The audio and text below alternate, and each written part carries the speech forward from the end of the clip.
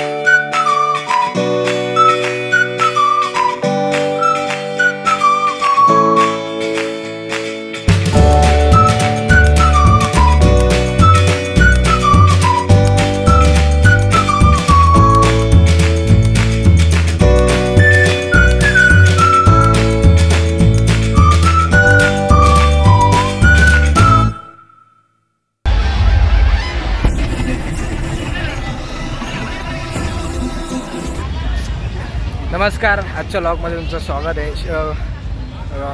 लॉगच्या शेवटी याच्याकरता बोलतो आहे कारण गर्दी खूप जास्त होती.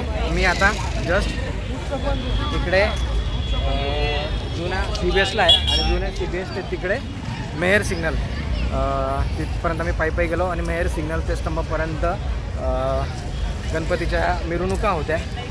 खूप जास्त गर्दी होती. काही DJ, काही ढोल पथक अशा पद्धतीने मिरवणूक कंटिन्यू चालते आणि मजा आली, धमाल आली. तर संपूर्ण व्हिडिओ तुमच्यापर्यंत पोहोचवतो आहे. रिक्वेस्ट एवढीच आहे, संपूर्ण लॉग नक्की बघा आणि मजा आली. नाशिकचा गणपती विसर्जन आणि जी मिरवणूक आहे, ढोल आणि पब्लिकचा रिस्पॉन्स ते पाहण्यासारखं आहे. आता रात्रीचे साधारण 10 वाजले. आम्ही जाम थकलो आहे. गर्दी इतकी जास्त आहे की श्वास घ्यायला त्रास होतो आहे. सो त्या सगळ्या गोष्टींचा विचार करता आता घरी जातो आणि आज हा व्हिडिओ तुमच्यापर्यंत पोहोचवतो. सर, व्हिडिओ तुम्हाला आवडला असेल तर चॅनलला लाईक करा, शेअर करा, सबस्क्राईब करा. भेटूया पुढच्या व्लॉगमध्ये.